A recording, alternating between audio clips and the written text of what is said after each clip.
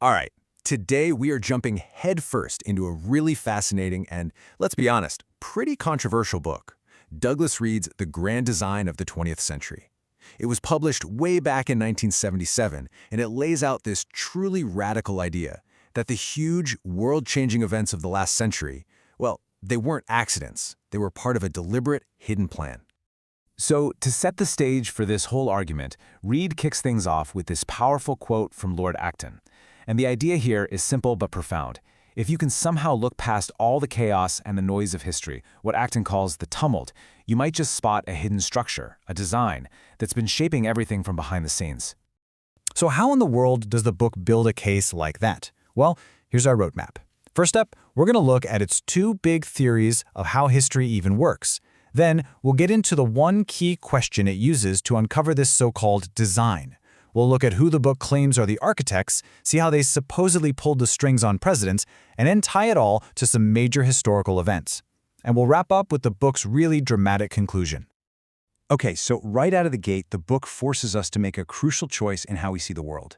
And this isn't just about politics or economics, it's about the very engine of history itself. What makes things happen? The book paints this picture of two completely opposite ways of looking at things. On one side, you have what it calls the idiot theory. This is basically the idea that history is just one big, messy series of accidents, blunders, and mistakes. Things just kind of happen. But on the other side, you've got the rival theory, which argues that no, powerful people with secret agendas make things happen. They're deliberately planning the major events that shape our world. And to back up this rival theory, the book uses this quote it attributes to FDR. The message is pretty blunt, right? Major political events aren't random. They happen because someone, somewhere, wanted them to happen and took steps to make sure they did. This idea is the lens through which the entire book analyzes history. Okay, so if history really is a grand design, how could you possibly start to uncover it? Well, the book suggests a very old, very direct method of investigation. The key, according to the book, is the simple two-word Latin phrase, Cui Bono. It literally means, who benefits? The argument is that if you apply this one question to every major event, every war, every revolution, every big political shift, you can start to trace the threads back to the people or groups who gained the most.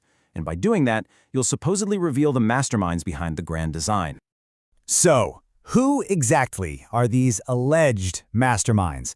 Well, the book doesn't just leave it vague. It points to a very specific line of individuals and organizations that it claims have been steering the ship for the entire 20th century. The book lays out what it sees as a clear chain of command. It says the whole thing starts with an idea, a vision from an ideologue. Then, that vision gets backed by someone with massive financial power. This combo of ideas and money then allows them to pick and control key political operators or advisors, who then go on to build the big institutions, what the source ultimately calls an invisible government. And it names names for each role, like Cecil Rhodes as the money man and Colonel House as a key political player. Now, according to the source, this wasn't just some loose club of powerful guys. It alleges there was a clear, step-by-step institutional plan. It supposedly all started back in 1891, with a secret society founded by Cecil Rhodes. Later, this morphed into a series of round-table groups. And then, in 1921, these groups allegedly set up public-facing front organizations, like the well-known Council on Foreign Relations in the U.S., to exert their influence right out in the open. This all leads to a really crucial question. How does an invisible government actually control a country? The book's answer zeroes in on the relationship between our elected leaders and these unelected, behind-the-scenes power brokers. The book presents this quote as a kind of smoking gun. It's from a novel from 1912 called Philip Drew Administrator, which the book claims was secretly written by none other than Colonel House. And get this, the novel describes a conspiracy to elect a puppet president by tricking the public about what he really believes. The author of our book, Read, argues this wasn't just a story. It was the actual blueprint for a political strategy that was about to be unleashed. So you see the alleged structure here. You've got this two-tiered system of power. Out front, there's the public president. He's the visible face, the one who's accountable to us, the voters. But behind him, according to the book, is the real power, the advisor.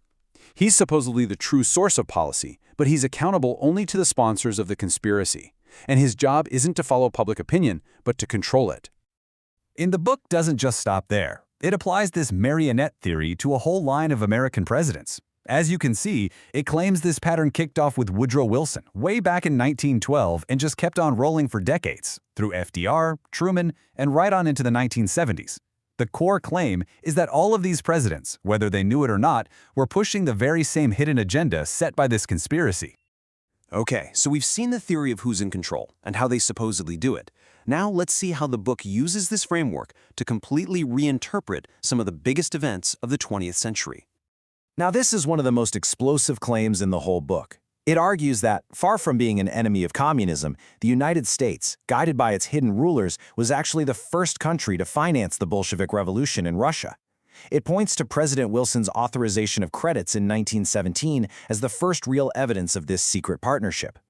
And to back up this idea of a powerful, unelected government running things, the book pulls out this quote from a 1919 congressional committee. The committee was talking about Bernard Baruch's War Industries Board, and they described it not as some advisory group, but as the actual secret government of the United States. So once you start looking at history through this lens, major events take on a whole new meaning. The book claims the world wars weren't just tragic conflicts, they were deliberately engineered to push the world closer to a single world government. It presents the Yalta Conference, where Eastern Europe was left to the Soviets, and even the creation of the United Nations as deliberate steps to destroy independent nations. It even reframes Nixon's downfall as the conspiracy getting revenge on him. So where does all this lead? I mean, what's the end goal? The book wraps up with a pretty chilling warning about the ultimate aim of this grand design, and it offers its own, let's just say, provocative solution. Yeah, the end game, as described by Douglas Reed, is nothing less than a full-on global dictatorship. He uses some really intense language, calling it a super slave state or a world concentration camp. He imagines a future where individual nations are just gone, and being loyal to your own country is actually a crime. So, if that's the threat that the book says is looming over us, what's the answer? What can possibly be done to fight back against a plan that's supposedly been in the works for a century? Well, the book's final answer isn't a call to arms or a political movement. It's a call for awareness. It argues that the only way you can fight a conspiracy based on lies and deception is with what it calls the conspiracy of truth.